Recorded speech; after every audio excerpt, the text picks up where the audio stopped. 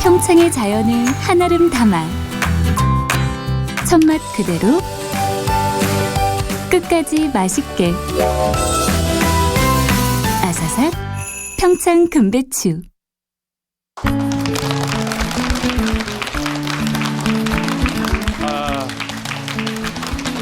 한 주 동안 잘 지내셨는지요? 네, 참 하면서도 재밌죠? 예. 지난 한 주 동안 방송 보시고 나름 또 발성이라든지 호흡 연습 많이 하셨겠습니다만, 지난주에 제가 했던 얘기 중에 그 절박함이라는 단어가 있었어요. 기억나시죠? 어떤 사람은 한 달만 연습해도 확 변해요. 어떤 사람은 몇 달, 몇 년을 해도 제자리 걸음인 경우가 많습니다. 제가 지역의 모대학 모델과에 출강을 할 때 스피치 수업을 이제 일주일에 한 번씩 하지 않습니까? 그러면 그 친구들 중에 이제 미스 경북이나 미스 대구나 미인대회를 코앞에 두고 있는 친구들 얼마 못 만나요. 3월 개강하면 4월 초중순 넘어가면 이제 합숙 들어가야 되니까 그 전에 승부를 봐야 돼요. 그럼 처음 3월 초에 만나가지고 교수님 힘들어 죽겠어요 이런 친구가 한 달도 안 돼서 안녕하십니까 이렇게 바뀌어져요. 잠시 그렇게 변하는 거는 할 수 있지 않느냐라고 생각할 수 있는데, 합숙이 굉장히 중요합니다. 기본적으로 그 상을 뭐 받고에 대한 어떤 기준 자체가 합숙에서 대부분 많이 좀 뭔가 좀 이렇게 정리가 돼서 오거든요. 그러면 합숙을 하면서 평소에 이 친구가 어떻게 자기 표현을 하고 어떻게 말을 하고 이런 것들이 다 채점이 된단 말입니다. 한 달 안에 자기 변화를 그렇게 해가지고 들어가야 자기 인생의 목표인 그 대회에서 어떤 상을 받겠죠. 그런 절박함이 있는 친구들은 한 달 만에 자기 어떤 표현하는 기술이라든지 또는 억양도 바뀌어요. 사투리 쓰던 친구가 표준어를 구사한다든지 이게 가능해져요. 그러면 우리 아이들 기준에서 지금 여기서 이제 강의 의뢰를 주셨을 때 오시는 분들이 어느 연령층의 학부형들이면 좋겠습니까? 라고 말씀을 해주셨어요. 아마 초등학교 학부모들이 대부분 많으실 겁니다. 중고 오시면 좋죠. 오시면 좋은데 아이들이 어렸을 때부터 자꾸 뭔가가 동기부여가 돼서 어렸을 때부터 변화를 가져가 줘야 이 말이 쉽지는 않거든요. 아시잖아요. 하루아침에 못 바꿔요. 그 좋은 기술을 알고 있으면 뭐해. 이게 하루아침에 뒤집듯이 안 돼요.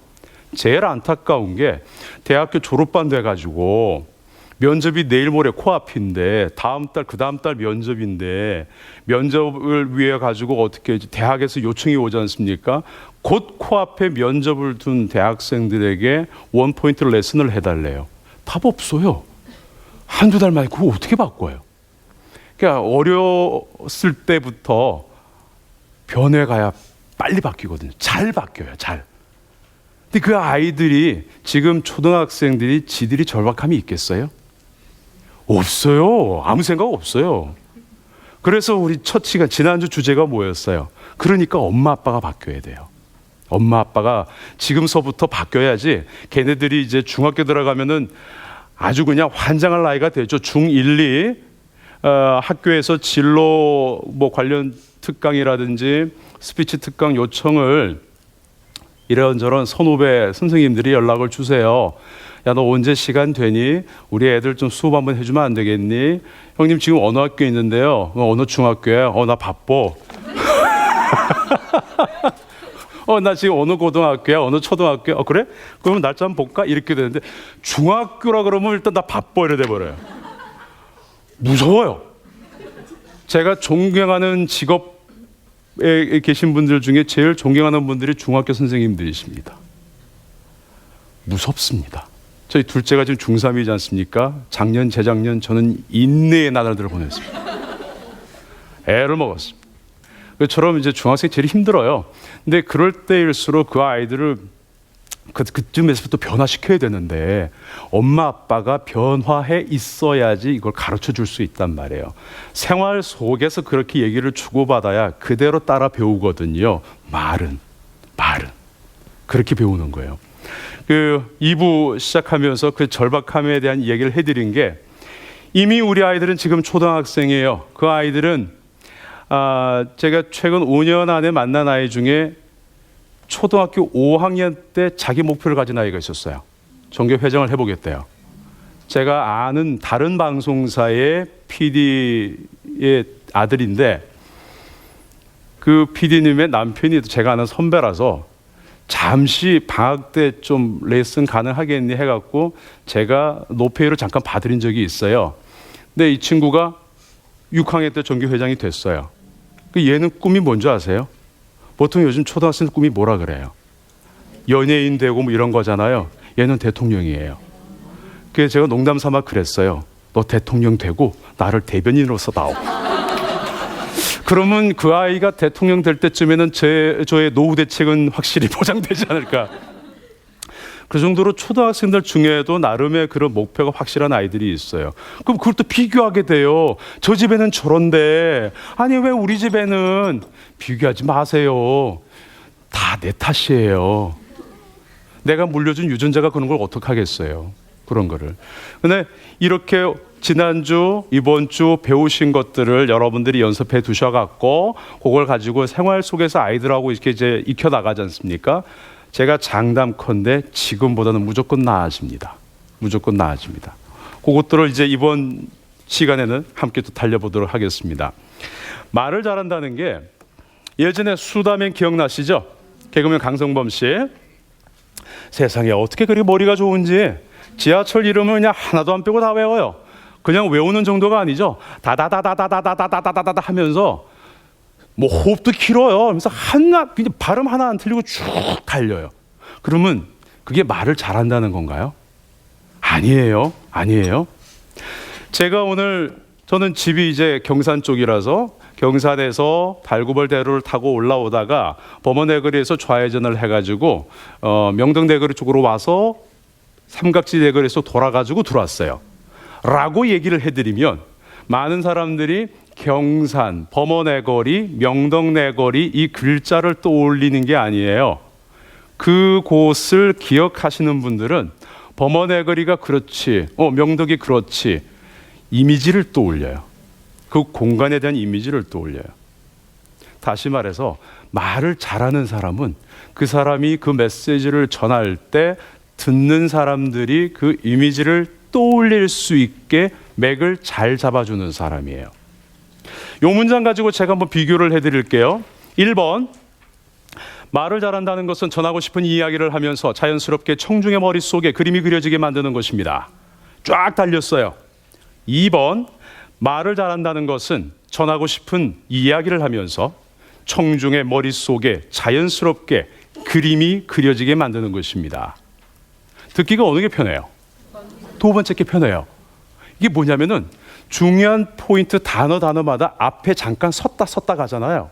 그 1초도 안 되는 찰나의 시간에 사람들은 그 이미지를 떠올려요. 앞에 들었던 거를 정리를 하는 시간을 갖게 되는 거죠. 굉장히 찰나지만 이 찰나도 없이 쫙 달려버리면 와 듣고 나서 정리가 안 되는 거예요. 그래서 그런 분들 계시잖아요. 조곤 말씀하시는데 하실 말씀 다 하세요. 근데 더 희한한 거는 그걸 다 듣고 있네. 어떤 사람은 막 쏟아내는데 중간에 그냥 툭툭 말 끊고 들어가기도 쉬워요. 그죠? 그래서 말을 잘 못하는 사람들이 제일 부러운 사람이 뭐냐면은 천천히 조곤조곤 하시는데도 말씀 다 하시는 분들. 그게 내공이죠. 그게 내공이에요. 여기서 과학적으로 증명은 되지 않았지만 기라는 거를 우리가 한번 이해를 했으면 좋겠어요.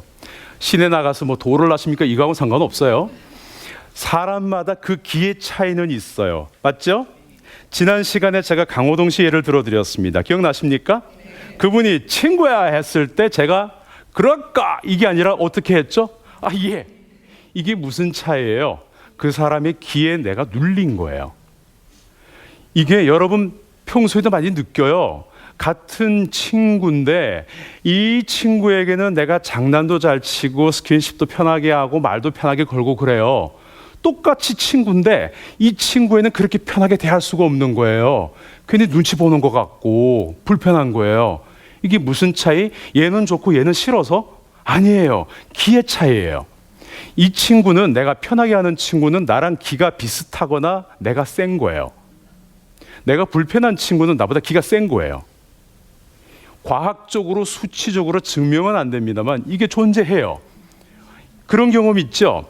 앞에 나와가지고 이렇게 말씀들을 많이 하는 분들 보면 평소에 뭐 아무 문제 없이 내가 이야기를 풀어내고 발표 다 했어요. 근데 어느 날 희한하게 한순간부터 꼬이기 시작하는 거야. 호흡이 정상적으로 안 되고 좀 가빠지고 말도 버벅대고 막 그래요. 이게 뭐냐면은 와 있는 청중들 중에 내가 이렇게 보면서 이야기를 하다가 찰나의 순간입니다. 나보다 기가 강한 누군가와 눈이 마주 지나간 거예요. 그때부터 꼬이기 시작합니다. 전문 용어로 말리기 시작합니다. 이상하게 헤매기 시작해요. 본인은 본인의 그런 에너지가 그걸 느끼는 거예요. 그래서 제가 지난주에 호흡을 뭘로 연습하시라? 복식 호흡을 하시라 그랬어요. 호흡이 강하고 깊어지면 기운도 같이 올라가요. 자존감이 높아지면 높아질수록 그 기운도 같이 올라갑니다. 이게 같이 올라가서 자존감이 있어지고 기운도 강해지면 나와가지고 말씀하실 때 상당히 여유로워집니다. 왜? 다 만만해 보이거든. 만만의 개념은 아니고 자신감이 생긴다는 거예요. 그 기운이라는 것도 함께 고민해 볼 필요가 있습니다. 이렇게 이야기를 할 때 맥을 잡아준다 그랬지 않습니까? 중요한 말 넘어갈 때 그 앞에 잠시 섰다가 가는데 여기서 고급 기술 하나 들어갑니다. 이 문장을 읽을 때 자신이 있으시면 한 번 들이마신 호흡에서 끝까지 한번 가보는 거예요. 그러니까 맥을 잡아가면서 말을 잘한다는 것은 전하고 싶은 이야기를 하면서 자연스럽게 청중의 머릿속에 그림이 그려지게 만드는 것입니다. 저 지금 한 번 숨 쉬고 내뱉으면서 다 했어요. 중간에 숨을 흡은 안 했어요. 섰다가 갔어요. 근데 호흡이 짧으면 어떻게 되죠? 말을 잘한다는 것은 전하고 싶은 이야기를 하면서 쉴 때마다 하게 돼요. 이게 제가 수업이라서 소리를 들려드렸습니다만 보통은 살포시 숨 쉬고 하겠죠. 근데 듣는 사람은 그걸 느껴요. 문장이 쭉 이어지는데 중간중간 호흡, 숨 쉼이 계속 들어가 버리면 듣는 사람들의 피로도가 역시 올라갑니다. 전달력이 떨어져요. 꼭 중요한 단어 앞에 설 때 이때 숨을 참고 그냥 섰다가 계속 가는 거예요. 이렇게 가주시면 훨씬 듣는 사람들이 편하게 들어요. 이런 거 이제 고급 기술이죠. 그래서 이제 아이들하고 연습할 때 뭐 일반적인 책을 읽는 것도 도움이 되고 하겠습니다만 저는 시나리오를 추천해 드립니다. 왜 앞에 지문 있는 거 있지 않습니까? 이 배우들이 드라마 시나리오 이런 거 대본 같은 거 이런 걸 준비하셔가지고 엄마하고 같이 아이들이 실제 연기자가 돼서 하듯이 그 감정과 그 지문 시키는 그대로 한 번씩 해보시는 거예요. 정말 도움이 됩니다. 정말 도움이 돼요. 앞에서 강연을 하고 앞에서 말을 하고 앞에서 자기 표현하는 모든 이런 과정들이 일종의 모노드라마죠. 모노드라마죠. 앞에서 알고 있는 지식을 그대로 뱉어낸다? 보고 중얼중얼 재미있어요? 없어요? 재미없어요. 2시간 못 들어요. 재미 한 개도 없어요. 하면서 중간중간 저도 표정의 변화가 있지 않습니까? 그리고 나름의 제스처가 움직여지고 이런 것들이 그냥 단순히 말을 전한다의 개념보다 이 내용을 가지고 저 혼자 전달해 드리는 연기를 하고 있는 거예요. 그래야지 말맛이 살아요. 말맛이. 최유라 씨가 지금은 라디오를 그만두셨습니다만 방송은 저희가 TV쇼로 나갑니다만 M본부에 지금은 라디오 시대를 오래 진행하셨죠. 수많은 여성 라디오 진행자가 있었습니다만 최유라 씨가 어떤 편지를 읽어주거나 멘트를 했을 때 말맛, 일반적인 아나운서나 이런 분들이 진행자가 진행했을 때 그 말맛 분명 차이가 있습니다. 최유라 씨는 원래 뭐 하던 분이에요? 배우자입니다. 배우입니다. 배우자가 아니구나. 우리 와이프가 아니니까 배우입니다. 연기자입니다. 그러니까 그걸 해보셨던 분이기 때문에 어떤 문장을 보고 소화를 해낼 때 극처럼 자기가 그걸 입에서 전달해 드리는 거예요. 이게 훨씬 전달력이 높은 거예요. 더 재미있고 더 웃기고 더 슬프게 다가오는 거예요. 학생이 묻습니다. 교수님, 저 방학 때 열심히 아르바이트 해가지고 조금 용돈을 모았어요. 어디 좋은 스피치 학원 있으면 소개해 주세요. 그래요. 그럼 저 뭐라 그러게요? 차라리 그 돈 있으면 어디 가까운 연기학원 가서 기초과정이라도 연기 공부를 해봐라고 이야기를 해요.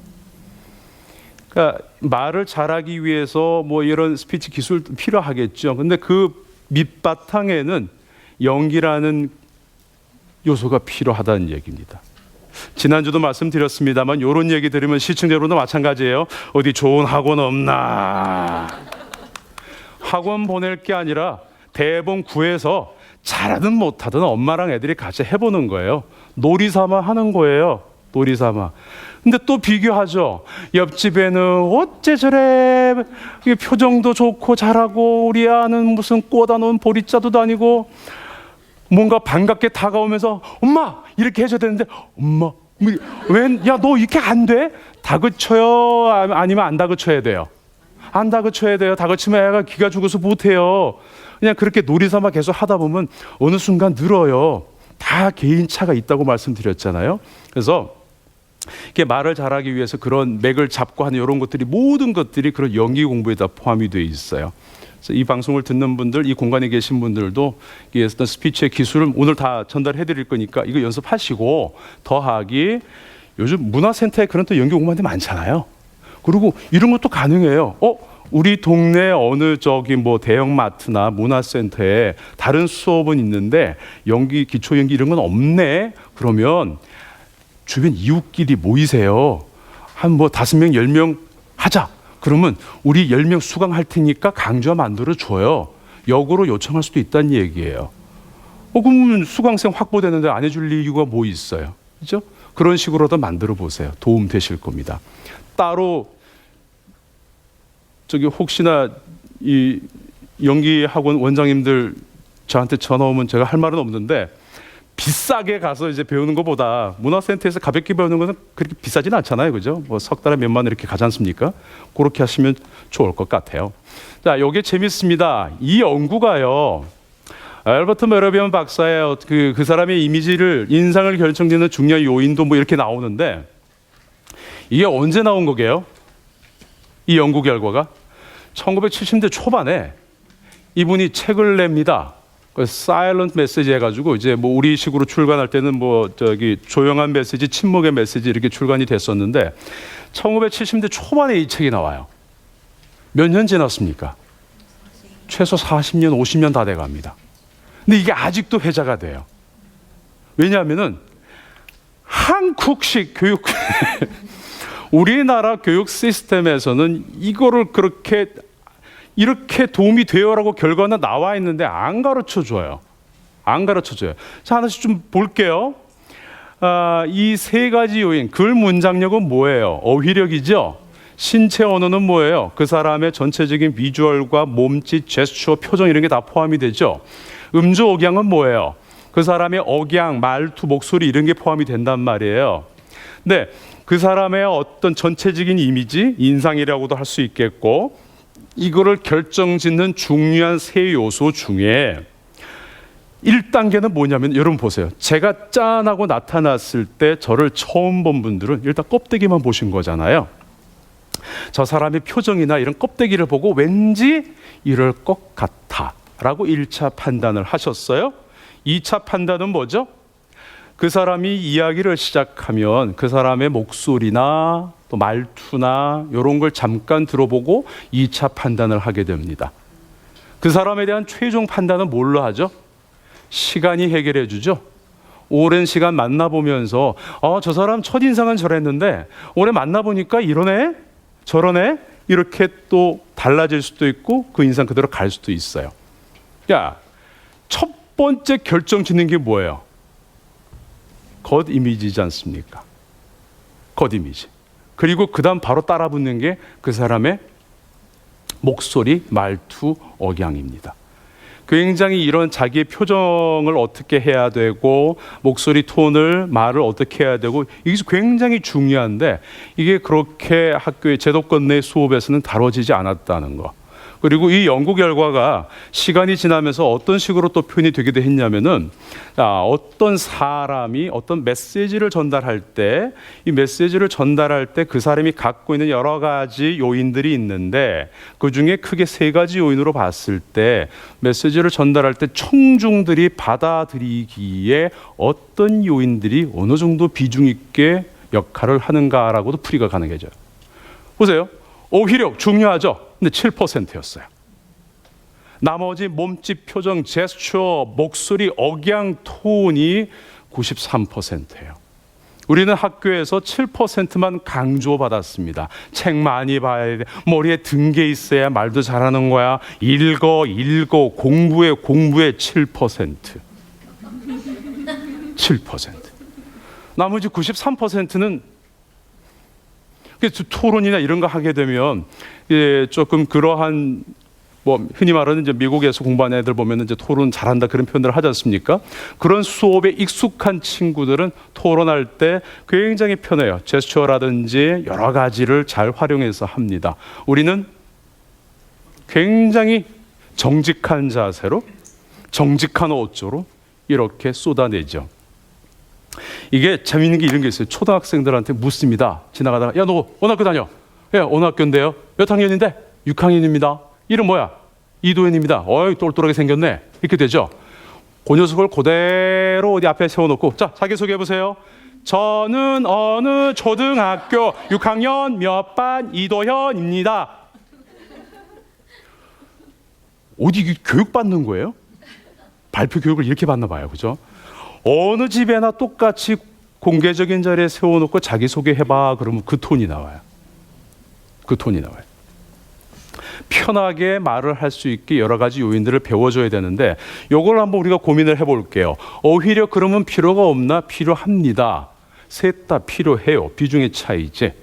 이 어휘력이 많이 보는 게 맞아요. 책을 많이 봐야 돼요. 저도 매일매일 마이크 들고 진행하고 강연하고 합니다만 바빠가지고 어떤 장르의 책이든지 간에 책을 한 일주일 못 보잖아요. 그러면 그 이후에 행사 갔을 때 애드립이 힘들어요. 한 번씩 말이 버벅될 때가 있어요. 그러니까 활자가 계속 끊임없이 들어와 줘야지 잘 나와요. 필요해요. 끊임없이 봐줘야 됩니다. 봐줘야 되고 신채원아 같은 경우에는 그 사람의 겉모습이고 이미지고 표정이잖아요. 우리 기본적으로 말할 때 뭐 지켜들으라고요? 눈썹. 이게 뭔가 사람들로 하여금 호감을 줄 수 있는 그런 기본적인 배수를 가져가줘야 된다는 거예요. 이런 내용을 이야기를 합니다. 근데 예수 말씀 자 이거 이렇게 해야 되고 우리 이렇게 해야 되고 이렇게 할 거예요. 알아들었어요? 누가 듣겠어요? 그냥 웃으면서 기본적으로 미소 짓는 상으로 해줘야 들을 사람도 듣는 거예요. 재밌는 게 38%의 음저 억양입니다. 2013년도로 기억합니다. 우리나라의 모 포털 사이트에 그때 검색어 순위에 올라간 내용이 있었어요. 대기업에 인사 담당하는 사람들이 이제 취업 면접을 보잖아요. 면접 때 제일 만나기 껄끄러운 지역이 대구 경북이래요. 우리가 뭔 죄를 졌길래? 불편하대요. 억양 자체가 불편하대요. 이 대구 경북 사투리가 얼마나 무서운가 하면은 다른 지역분 이사를 오셨어요. 한 달 만에 말이 희한하게 변해요. 정말 중독성이 있나 봐요. 저희 아내가 충남 온양온천 아산 사람이에요. 참 이게 우스개도 아니고 진짜 제 마음에는 그런 게 있었어요. 한참 일할 때 누가 소개해 준다 그래요. 어디 사람이냐? 대구 사람이다. 어디 사람? 안 만났어요. 제가 이 말을 바꾸는데 너무 힘들었거든요. 그래서 우리 애들한테만큼은 이 고통을 주기 싫은 거예요. 일부러 대구 경북 사투리 안 쓰는 사람 만났어요. 근데 정말 잘 만났죠. 뭐 우스갯입니다만 애들이 어릴 때 이모가 이제 아산 살고 계시니까 한 며칠 갔다 온 게 그쪽 말을 배워가지고 아버지 와시오?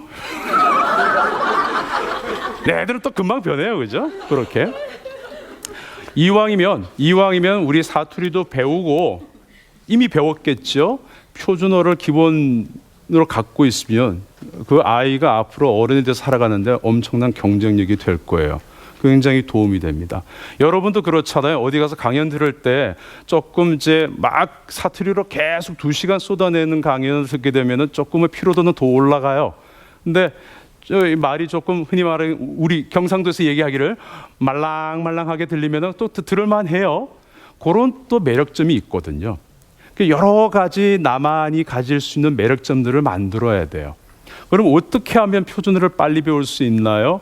일단 저는 2가지를 추천합니다. 첫 번째는 듣고 따라하는 거예요. 우리가 8시, 9시에 뉴스 나가잖아요.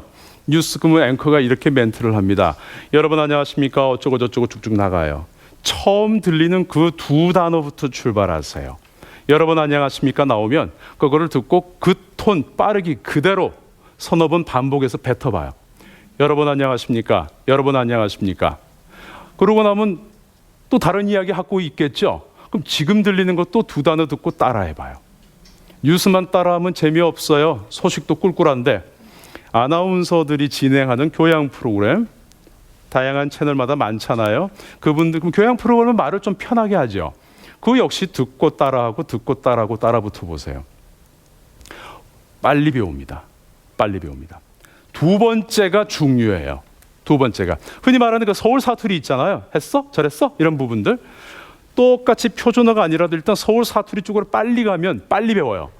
근데 우리가 경상도가 이게 안 되는 게 뭐가 있냐면 자 따라하세요. 밥은 묻나? 크게 어색함을 못 느끼죠? 자 이걸 따라해 보세요. 시청자 여러분들 따라하시기 바랍니다. 니들 밥 먹었어? 요거 한마디 했는데 스물스물 숨어있던 닭살들이 올라와. 이 내 몸에 있던 이거 어디 숨었지? 이런 닭살들이 올라와요. 내 것이 아니라는 느낌이 드는 거예요. 어색함 때문에 못해요. 그래서 뭘 해야 돼? 세뇌를 시켜야 돼요. 나는 원래 뭐 어때? 나 원래 그랬어. 나 원래 이렇게 저기 서울말도 쓰고 사투리도 쓰고 원래 그랬는데 뭐 누가 뭐래? 나 원래 그랬어. 원래 나는 그래. 당연시 시켜주셔야 돼요. 생각을 빨리 그렇게 가져야지 빨리 들어요. 빨리. 제가 처음 뵐 때 되게 힘들었거든요. 어떻게 배워와가지고 집에서 이제 아버지 어머니 식사하실 때 좀 써먹어 보려고 아시잖아요. 경상도 사투리하고 서울말 섞이면 이게 희한한 톤이 돼요. 그래서 뭐 이렇게 하셨어요. 뭐 이렇게 하면 아버지가 드시다 밥은 그냥 좀 먹자. 뭐 이렇게 나오시니까. 그러니까 이게 집에서 같이 안 받쳐주시면 애들이 배우기가 더 힘들어져요. 여기 계신 어머니 아버님들이 빨리 스스로 세뇌를 시키세요. 당연해. 나 원래 둘 다 써. 이렇게 그 2가지만 고민해서 같이 가시면 금방 배워요. 금방. 자, 어이구, 얘도 같이 넘어가 버렸네. 자, 음조오갱은 그렇게 해서 가시면 되고 여기서 시간을 떠나서 꼭 하나 또 전해드리고 싶은 것이 목소리도 좋고 다 좋은데 발음이 좀 꼬이는 경우가 있죠. 요거 하나 좀 짚어드릴게요. 세종대왕께서 우리 한글 자모음을 허투루 그냥 만드신 게 아니란 말이에요. 니은 해보세요. 니은. 소리를 정확하게 크게 내세요. 시작. 니은. 혀가 어디서 출발해요? 윗니 안쪽 잇몸을 밀고 떨어졌다가 다시 그 자리로 와요. 자, 니은. 혀의 움직임이 느껴지죠? 오케이. 리얼 해보세요. 얘는 혀가 어디 있어요? 그렇죠. 아까 잇몸 거기서 뒤로 후진, 입천장 저 안쪽에 말려 있다가 이 녀석은 희한하게 오다가 스톱이에요. 리얼. 혀가 말리면서 중간에 멈추죠. 리얼. 오케이. 로얄, 뉴 로얄. 시작. 로얄, 뉴 로얄. 뭐라고요? 다시 시작. 로얄, 뉴 로얄. 환장하겠죠? 분명히 들을 때는 할 것 같은데 발음을 해보니까 안 돼요. 유노얄, 누노얄, 우노얄 이렇게 나와요. 이게 왜 그러냐면 로얄 다 리을이죠. 리을은 혀가 앞에 있어 뒤에 있어.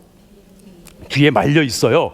근데 니은 발음을 하려니까 이 혀가 어디로 해야 돼? 앞니로 나와야 돼요. 근데 혀 스트레칭이 안 돼 있고 평소에 혀가 부지런히 안 움직이고 귀차니즘을 갖고 계신 분들은 혀가 그 안에서 놀아요. 안 나오고 안에서 노니까 우노얄, 유노얄, 이게 되는 거예요. 그러니까 생각 바짝 하시고 로얄, 뉴 할 때 혀를 확 밀어버려요. 생각하고 하세요. 시작. 로얄, 로얄. 되잖아요, 발음이. 그러니까 저 사람은 타고났나 봐. 그게 아니에요. 이렇게 자모음에 따른 혀의 정확한 위치를 배워서 연습해서 자기 걸로 만들었거나 아니면 그 사람은 커오는 과정에서 스스로 터득했거나 그거예요. 나는 혀가 좀 문제가 있나 봐요. 발음이 잘 안 돼요. 혀가 그 위치로 안 갔을 뿐이에요. 그러면 이제 말하기 전에 우리 운동할 때 공 차기 전에 스트레칭 다 하고 하잖아요. 말할 때 혀 스트레칭 하세요? 대부분 안 하죠. 대부분 안 해요. 그래서 혀를 최대한 부드럽게 풀어주셔야 돼요. 그러니까 혀를 정면 턱은 당기시고 최대한 밖으로 뺍니다. 수평이 아니라 턱 쪽으로 하고 집어넣고 이게 하면은 반복하면 밑에 힘줄 있죠. 설근육이라 그래요. 이 녀석이 뻐근해집니다. 혀가 스트레칭 되고 있는 거예요. 그렇게 하기도 하고 또 떨림으로도 많이 연습하죠. 시작. 요거 해보면 안 되는 분들 의외로 많습니다. 많은데 이거 오르르기 안 되면 제가 혀가 문제가 있나 봐요. 문제가 있는 게 아니고 평균 범위는 다 들어가요. 근데 혀가 이거 오르르기 안 떨려도 그렇게 빼는 것만으로도 충분히 스트레칭이 됩니다. 자, 오늘 수업 마지막에 이런 스트레칭 없이 내가 어디 가서 말을 해야 되는데 급해! 응급 처방이 있습니다. 그 비법은 마지막에 가르쳐 드리겠습니다. 논리적으로 설득력 있게 말을 잘하고 싶어. 공감을 일단 끌어내야 돼요. 자, 시간이 좀 아쉬운데 잘 보세요. 쉽게 이해할 수 있는 말을 써야 돼요. 그리고 듣는 사람이 겪었을 법한 얘기를 꺼내야 됩니다. 이게 지금 예문인데요. 제가 서울 출장 갔다가 금요일에 행사가 있었고 토요일에 행사가 있었어요. 중간에 저녁이 비었어요. 서울 사는 친구를 불러냈습니다. 차 좀 태워줘. 밥 먹자. 근데 이 친구가 송파구 쪽에 자기 고등학교 모교가 있는데 동창회 행사가 있대요. 지가 임원이래요. 얼굴만 비추고 가재요. 뭐 차 얻어 타는 입장에서 갔죠. 강당 저 뒤에 서가지고 이렇게 보는데 보통 학교 행사 순서 아시죠? 교장 선생님 말씀, 총동창 회장 인사 말씀, 학교 운영위원회 위원장 인사 말씀, 송파구청장 인사 말씀, 구의회 의장 인사 말씀, 그 지역 국회의원 인사 말씀. 이거면 6명이에요. 지금 학생들 분위기는 어떨까요? 다 귀찮은 거예요. 이제 이야기 다 끝났어요. 축사 다 끝났어요. 진행하시는 선생님이 이럽니다. 예정된 축사는 다 끝났고 근데 아주 귀한 분이 학교에 오셨어요. 여러분의 선배인데. 이러면서 그 사람이 뭐냐면은 그 고등학교를 졸업하고 미국으로 유학을 갑니다. 거기서 대학원까지 졸업하고 나름대로 뭔가 좀 이렇게 그 연구 분야에 유명해지셨나 봐요. 굉장히 유명한가 봐요. 저는 모르는 분야니까. 한국에 일이 있어서 새벽에 들어온 거예요. 그리고는 좀 쉬다가 목요일에 일이 있어 인사차 온 거죠. 이렇게 귀한 그럼 한 선배가 있으니 이분의 이야기를 들어봐야 되지 않겠니? 여러분 박수 부탁합니다라고 했어요. 학생들의 분위기는 그 사람이 나왔습니다. 그분의 이야기를 제가 그대로 들려드리겠습니다. 반갑습니다. 몇 회 졸업생 누구입니다. 제 소개는 선생님께서 다 해주셨고 제가 우리 후배님들처럼 학생 때 앉아 있었을 때 선배가 얘기할 때 2가지 마음이 들었었어요. 하나는 부럽고 하나는 두려웠고 어쨌거나 저 사람이 졸업하고 나가서 잘 되고 있으니까 저렇게 와서 축사라도 하겠지. 그런 인생이 부러웠고 또 하나는 나는 졸업하고 어떤 삶을 살고 있을까. 그런 다가오는 시간에 대한 막연한 두려움이 있었어요. 꽃보다 누나 마지막 편에서 나영수 PD가 윤여정 쌤한테 이런 질문을 했어요. 선생님은 이제 그 연세 정도 사셨으니까 크게 걱정은 없으시겠어요? 라고 물으니까 윤여정 씨 말씀이 야 나도 67세는 처음 살아본다 얘 라고 대답을 하셨답니다. 이 순간 이후에 다가오는 모든 시간들은 여러분이나 나나 다 처음 맞이하는 시간들이에요. 처음은 서툴 수밖에 없죠. 실수합니다. 나도 그럴 거고요. 그렇다고 해서 두려워서 피하면 그건 더 억울하지 않겠어요?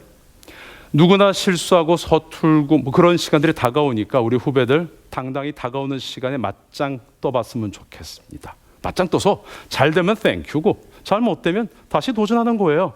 적어도 여러분 나보다 유리하잖아요. 시간이 더 많으니까. 다가오는 시간에 굴복하지 말고 당당히 맞짱 뜨는 우리 후배들 응원합니다 하고 들어갔어요. 이 양반 들어갈 때 분위기는 어땠을까요? 확 달라졌어요. 확 달라졌어요. 와, 앞에 6분은 완전히 진짜 요즘 애들 말로 오징어 된 거죠. 왜냐하면 내용이 뻔하잖아요. 천고마비의 계절에 원근각지에서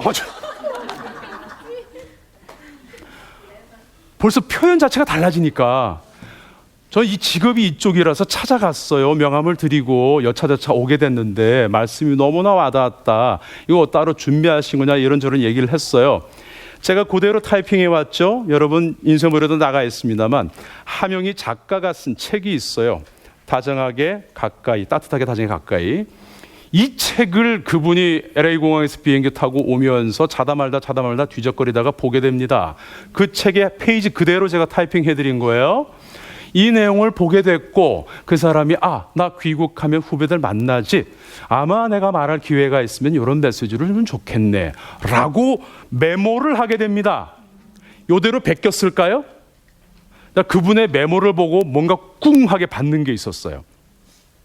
그 폰, 노트, S사 그 노트에 해놓은 걸 저한테 보여주셨어요. 이대로 그대로 베낀 게 아니고 가운데 이렇게 적혀 있었어요. 처음, 서툴지, 두렵지, 실수하지, 꽃보다 누나, 윤여정, 67세는 처음 살아봐. 이렇게 메모해놓고 동그라미를 쳐놨어요. 이 전체 메시지의 핵심이죠. 핵심만 메시지 그 동그라미 쳐놓고 그 위에 돼지꼬랑지를 이렇게 빼가지고 공감하고 물음표를 해놨어요. 그러니까 이거를 던지기 전에 그 친구들과 내가 어떤 주제로 공감을 하지? 그래놓고는 괄호 열고 이렇게 적어놨어. 부럽, 두려움. 자기가 그랬었다는 거죠. 그리고 밑으로 돼지꼬랑지 내려놓고 메시지 해놓고 물음표 해놨어요. 공감했고 내용을 전달했고 마지막 핵심은 뭘로 줄까? 괄호 열고 뭐라 적혀 있었을까요? 맞짱. 그러고는 그게 메모가 다 한 거예요. 그러면 그 사람은 그걸로 끝이었을까? 그 다음이 이제 우리가 배워야 될 부분입니다. 살아오면서 수많은 명언들, 좋은 메시지들 다이어리에 다 적어보셨죠? 그러고는 한 5, 6년 지나가지고 책장 정리하다가 옛날 다이어리를 보다가 어머나 내가 이런 걸 적어놨었네. 내가 이거 언제 적었었지? 여기까지가 한국식 교육방법이에요. 한국식. 이게 뭐냐면은 메모는 다 해왔어요. 거기까지였어요. 메모해놓은 걸로 그냥 덮어두면 그거는 죽어버린 멘트예요. 이 사람은 이렇게 메모해놓고 안 데끼고 누워가지고 계속 이렇게 시뮬레이션을 해보는 겁니다. 이 메시지 내용을 어떻게 내가 말로 풀어보지? 이렇게 자기 중얼중얼 대보는 거죠. 이렇게 어떠한 내용을 메모를 했다면 메모한 거를 몇 번씩 되뇌어가면서 자기가 중얼거려 봐야 돼요.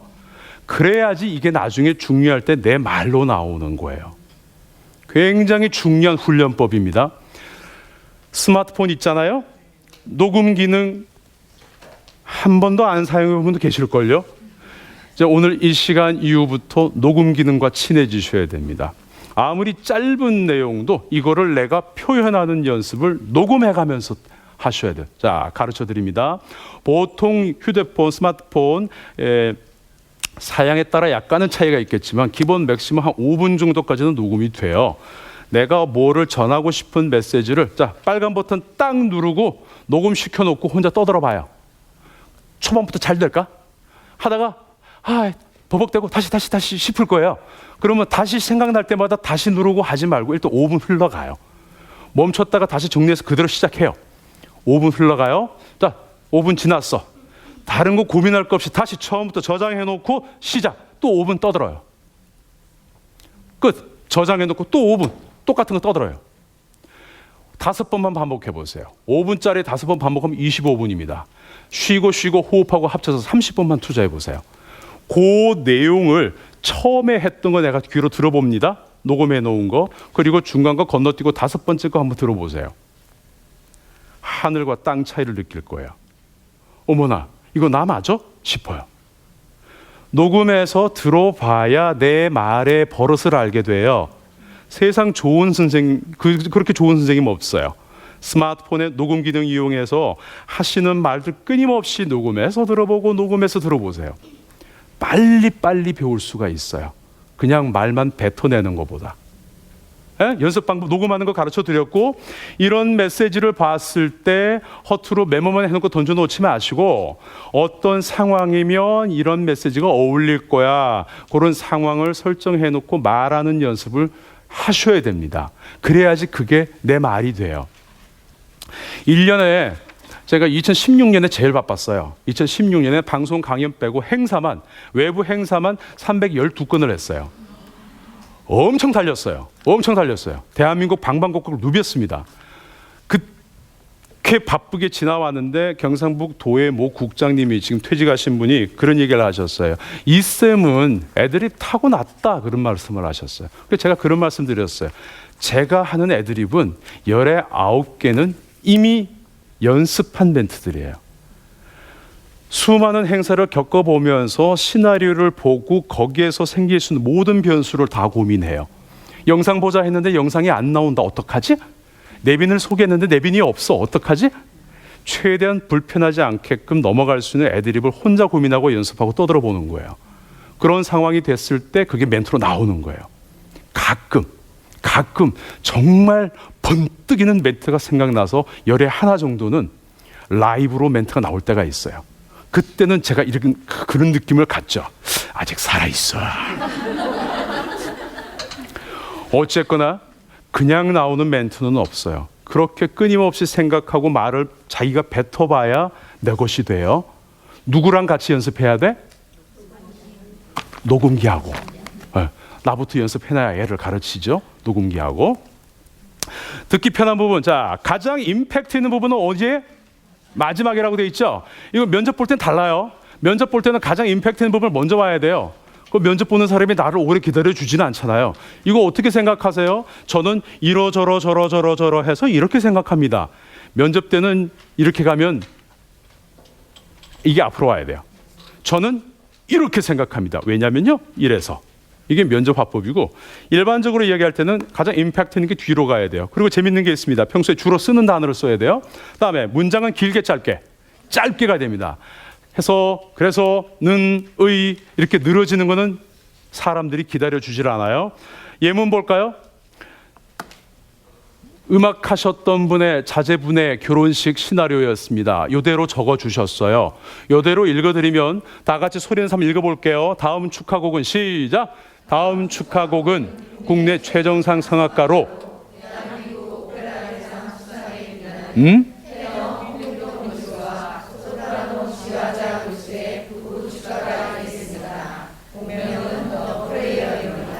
재미 하나도 없죠. 일단 길어요. 은, 로, 는, 와, 의 다 문장이 길어요. 단문장으로 가야 돼요. 우리가 이야기를 편하게 좀 쉽게 전하려면은 어떻게? 다음은 축가 순서입니다 하고 하나로 만들어 버려요. 그 다음에 의문형 문장 활용이 있었죠. 두 번째 저런 거 이제 의문형으로 가는 거예요. 국내 최정상 성악가시죠? 물어주는 거예요. 그 대답 안 들을 건데 뭐하러 물어? 학교 선생님들이 그러잖아요. 야들아, 2더하기 2는 먹고 4. 그렇지. 그러면 4더하기 4는 뭐라? 8이지. 자기가 대답할 걸 뭐하러 물어? 사람이 아무리 내가 이 수업에 집중하려고 그래도 순간 멍 때릴 때가 있잖아요. 그 사람 귓전에 뭔가를 묻는 물음표가 지나가게 되면 하고 와요. 이거를 노리는 거예요. 다음은 축가 순서입니다. 국내 최정상 성악가시죠. 그 다음에 오페라 대상 수상? 수상이라는 말을 우리가 평소에 쓰나요? 이번에 시장님 상 수상하셨다면서요. 이런 말 안 써요. 이번에 시장님 상 받았다면서요. 한턱 쏘세요. 이래 되죠. 받았다라고 하면 되는 거예요. 그러면 뭐가 돼요? 오페라 대상을 받으셨던. 이 전체 문장에서 가장 임팩트 있는 부분은 뭐다? 자, 공간의 현장을 생각해 보세요. 결혼식장이에요, 호텔에. 그러니까 하객들이 들었을 때 하고 눈 동그래질 수 있는 부분. 부부 축가죠. 음악하는 혼주니까 누가 뭐 태는지 뭔지 오나 보다. 그 되게 유명한가 보다. 상 받았대. 아이고, 그래, 유명한 사람이 부부네. 부부는 잘 없잖아요. 그럼 이거를 어떻게 그날 제가 풀었냐면은 들어보세요. 다음은 축가 순서입니다. 국내 최정 상승학가시죠. 대한민국 오페라 대상을 받으셨던 테너 홍길동 교수와 소프라노 지화자 교수가 부릅니다. 공명은 더 프레이어. 두 분은 부부십니다. 이렇게 가는 거예요. 그냥 읽어준 거랑 임팩트 있는 부분을 제일 마지막에 툭 던져줬을 때랑 말의 맛이 달라지죠. 이런 한 끗 차이가 참 말을 듣기 좋게 한다? 아니다의 차이가 되는 거예요. 이런 부분들. 자, 요거는 읽으면서 설명드릴게요. 빨간 거 7곡 고용복지 플러스 센터가 있기까지 한 줄 읽어보세요. 시작.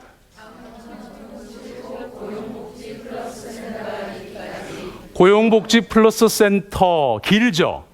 이 한 덩어리가 긴 단어를 소화해 내시면 호흡이 빨리 빠져요. 이럴 때 요령이 있습니다. 긴 덩어리에서 의미를 보고 적당히 중간을 잘라봐요. 어디쯤 자를까요?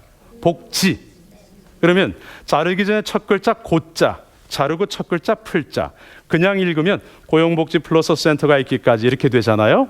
자르고 고자 풀자에 살짝 힘을 얹어줍니다. 고용복지 플러스 센터가 있기까지. 자, 잘라서 읽어보세요. 시작. 고용복지 플러스 센터가 있기까지. 여유가 더 생기죠? 호흡이 여유가 훨씬 생깁니다. 밑에 거 보세요. 사회보장위원회에서 그냥 읽어보세요. 시작. 사회보장위원회에서. 얘는 어디 자를까요? 장에 잘라서 사위를 힘주는 거예요. 사회보장위원회에서. 시작. 사회보장위원회에서. 훨씬 발음도 수월해지고 여유가 생깁니다. 밑에 거 보세요. 기초자치단체를. 시작. 기초자치단체를. 초치체 힘들지요? 얘는 어디 자를까요? 초에 자르는 거죠. 그럼 기 때리고 자 때려요. 기초자치단체를 대상으로. 시작. 훨씬 발음도 안 꼬이고 잘할 수가 있습니다. 이렇게 긴 단어 덩어리를 수월하게 읽어낼 수 있는 방법이에요. 이것도 기억해 놓으시고요. 자, 이건 넘어가겠습니다. 일단 일어나서 말할 때 많은 질문들이 나옵니다.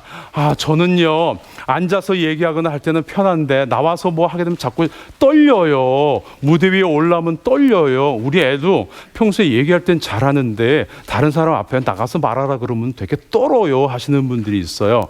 자, 이거 어떻게 해결할 방법이 있을까요? 있어요. 많이 해보면 돼요. 그런 말 누가 못하겠습니까? 그죠?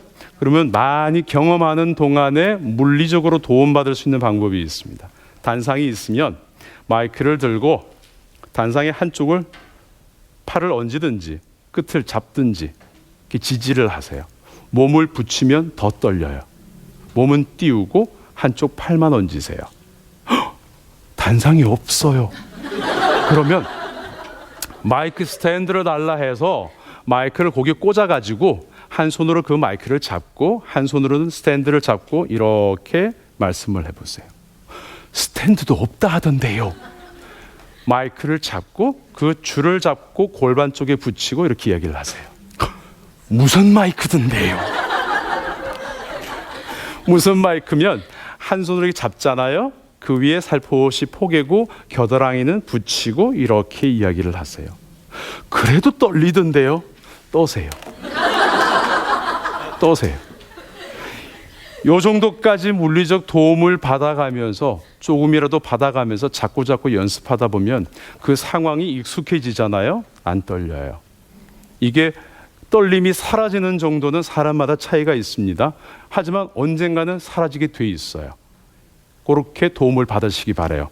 자, 오늘 강연 제가 마지막 비법 가르쳐 준다 그랬죠? 요 부분이 되게 조금 이제 어떻게 보면 지저분 아니면 되게 어색할 수도 있어요. 시청자 여러분도 만약에 이 장면이 편집 안 되고 나간다면 지금 방송 보시면서 꼭 따라 하시기 바랍니다. 소리 내서 그냥 한번 읽어보세요. 자신 있게 시작. 사랑하는 사람에게 시가 없는 체리를 주었네. 지금 자기가 말하는 걸 느껴야 돼요. 좀 더 자신 있게 시작. 사랑하는 사람에게 그 느낌 기억하세요? 혀를 잡고 한 글자 한 글자 발음을 정확하게 하려고 했습니다. 천천히 하시면 돼요. 제가 먼저 보여드릴게요. 사랑하는 사람에게 씨가 체리를 주었네. 제가 장담컨대 분명히 하고 나면 하게 돼요. 자, 혀 잡으시고 천천히 시작. 천천히.